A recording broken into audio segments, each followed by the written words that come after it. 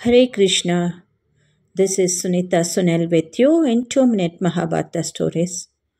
It's a beautiful opportunity to know about yourself, so kindly don't miss it.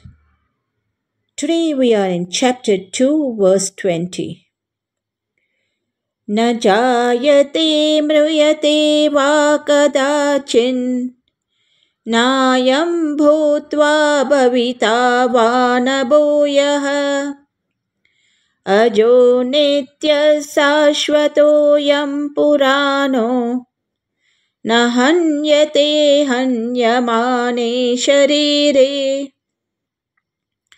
Let us repeat. न जायते म्रियते वा कदाचिन् नायं भूत्वा भविता वा न भूयः अजो नित्यः शाश्वतोऽयं पुराणो न हन्यते हन्यमाने शरीरे. Please try to keep your book and chant. At least if not, please hear and repeat while chanting. It's very nice to hear our samskar and to know about ourselves also. Let us see the meaning. What is the eternal nature of the soul?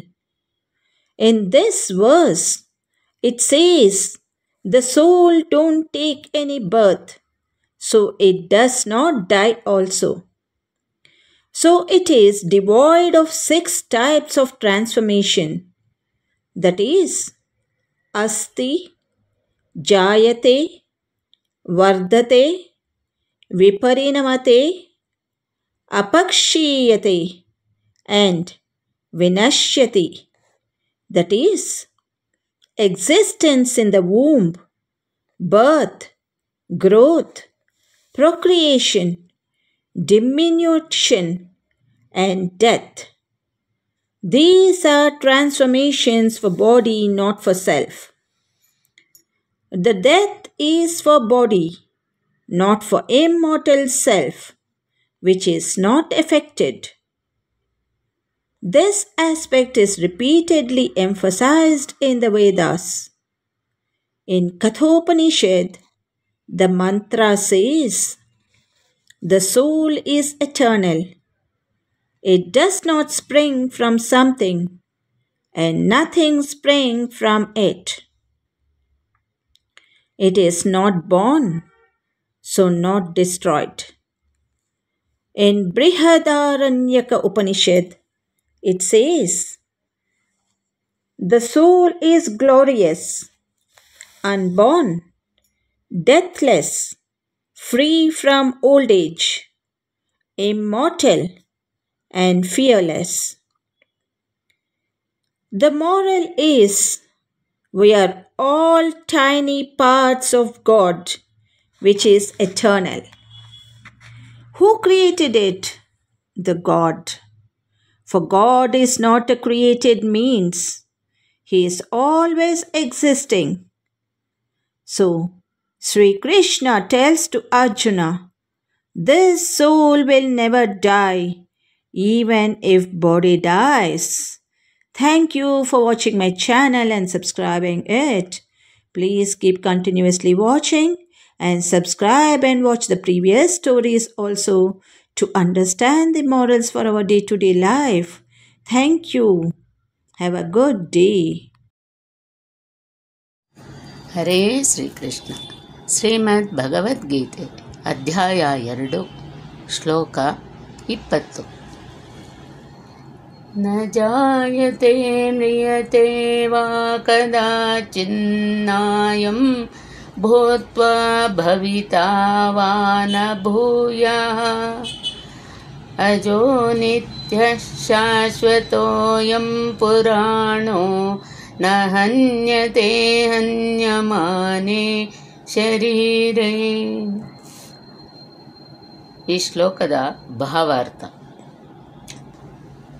ಗುಣಾತ್ಮಕವಾಗಿ ಪರಮಾತ್ಮನ ಸೂಕ್ಷ್ಮವಾದ ಅಣುಸ್ವರೂಪದ ಭಾಗಾಂಶವು ಪರಮಪ್ರಭುವಿನೊಡನೆ ಒಂದಾಗಿದೆ. ದೇಹವು ಬದಲಾವಣೆ ಹೊಂದುವಂತೆ ಅದು ಬದಲಾವಣೆ ಹೊಂದುವುದಿಲ್ಲ. ಒಮ್ಮೊಮ್ಮೆ ಆತ್ಮವನ್ನು ಕೂಟಸ್ಥ ಎಂದರೆ ಸ್ಥಿರವಾಗಿರುವುದು ಎಂದು ಕರೆಯುವುದುಂಟು. ದೇಹಕ್ಕೆ 6 ಬಗೆಯ ಪರಿವರ್ತನೆಗಳುಂಟು. ಅದು ತಾಯಿಯ ಗರ್ಭದಲ್ಲಿ ಹುಟ್ಟುತ್ತದೆ, ಸ್ವಲ್ಪ ಕಾಲ ಇರುತ್ತದೆ, ಬೆಳೆಯುತ್ತದೆ, ಕೆಲವು ಪರಿಣಾಮಗಳನ್ನು ಮಾಡುತ್ತದೆ, ಕ್ರಮೇಣ ಕ್ಷೀಣಿಸುತ್ತದೆ, ಕಡೆಗೆ ಮಾಯವಾಗಿ ಜನ ಅದನ್ನು ಮರೆತು ಬಿಡುತ್ತಾರೆ. ಆದರೆ ಆತ್ಮವು ಇಂತಹ ಪರಿವರ್ತನೆಗಳಿಗೆ ಒಳಪಡುವುದಿಲ್ಲ. ಆತ್ಮವು ಹುಟ್ಟುವುದಿಲ್ಲ, ಆದರೆ ಅದು ಒಂದು ಐಹಿಕ ದೇಹವನ್ನು ಧರಿಸುವುದರಿಂದ ದೇಹವು ಜನ್ಮ ತಾಳುತ್ತದೆ. ಆತ್ಮವು ಅಲ್ಲಿ ಹುಟ್ಟುವುದಿಲ್ಲ, ಸಾಯುವುದೂ ಇಲ್ಲ. ಹುಟ್ಟಿದುದೆಲ್ಲ ಸಾಯಲೇಬೇಕು. ಆತ್ಮಕ್ಕೆ ಹುಟ್ಟು ಎನ್ನುವುದಿಲ್ಲ. ಆದುದರಿಂದ ಅದಕ್ಕೆ ಭೂತ, ವರ್ತಮಾನ ಮತ್ತು ಭವಿಷ್ಯ ಎಂಬುದಿಲ್ಲ. ಆತ್ಮವು ನಿತ್ಯವಾದದ್ದು, ಶಾಶ್ವತವಾದದ್ದು ಮತ್ತು ಪುರಾತನವಾದದ್ದು ಎಂದರೆ ಅದು ಜನ್ಮ ತಾಳಿದುದರ ಕುರುಹು ಚರಿತ್ರೆಯಲ್ಲಿಲ್ಲ. ದೇಹವನ್ನು ಕುರಿತ ನಮ್ಮ ಭಾವನೆಯಿಂದ ನಾವು ಆತ್ಮದ ಹುಟ್ಟಿನ ಚರಿತ್ರೆ ಮೊದಲಾದುದನ್ನು ಹುಡುಕುತ್ತೇವೆ. ದೇಹಕ್ಕೆ ಮುಪ್ಪು ಬರುವಂತೆ ಆತ್ಮಕ್ಕೆ ಯಾವಾಗಲೂ ಮುಪ್ಪು ಬರುವುದಿಲ್ಲ. ಆದುದರಿಂದ ಜನರು ಮುದುಕ ಎಂದು ಕರೆಯುವ ಮನುಷ್ಯನು ತನಗೆ ಬಾಲ್ಯದಲ್ಲಿ ಅಥವಾ ಯೌವನದಲ್ಲಿ ಇದ್ದ ಚೇತನವೇ ಈಗಲೂ ಇದೆ ಎಂದುಕೊಳ್ಳುತ್ತಾನೆ. ದೇಹದಲ್ಲಿ ಆಗುವ ಬದಲಾವಣೆಗಳಿಂದ ಆತ್ಮದ ಮೇಲೆ ಯಾವ ಪರಿಣಾಮವೂ ಆಗುವುದಿಲ್ಲ. ಒಂದು ಮರದಂತೆ ಅಥವಾ ಯಾವುದೇ ಐಹಿಕ ವಸ್ತುವಿನಂತೆ ಆತ್ಮವು ಕ್ಷೀಣಿಸುವುದಿಲ್ಲ. ಆತ್ಮಕ್ಕೆ ಉಪ ಉತ್ಪತ್ತಿಗಳೂ ಇಲ್ಲ. ದೇಹದ ಉಪ ಉತ್ಪತ್ತಿಗಳಾದ ಮಕ್ಕಳು ಪ್ರತ್ಯೇಕವಾದ ಭಿನ್ನವಾದ ಆತ್ಮಗಳೇ. ಶರೀರದ ಕಾರಣದಿಂದಾಗಿ ಅವರು ಒಬ್ಬ ನಿರ್ದಿಷ್ಟ ಮನುಷ್ಯನ ಮಕ್ಕಳಾಗಿ ಕಾಣುತ್ತಾರೆ. ಆತ್ಮದ ಇರುವಿನಿಂದ ದೇಹವು ಬೆಳೆಯುತ್ತದೆ, ಆದರೆ ಆತ್ಮಕ್ಕೆ ಶಾಖೆಗಳೂ ಇಲ್ಲ, ಬದಲಾವಣೆಯೂ ಇಲ್ಲ. ಆದುದರಿಂದ ಆತ್ಮವು ದೇಹಕ್ಕೆ ಒದಗುವ 6 ಬದಲಾವಣೆಗಳಿಂದ ಮುಕ್ತವಾಗಿದೆ.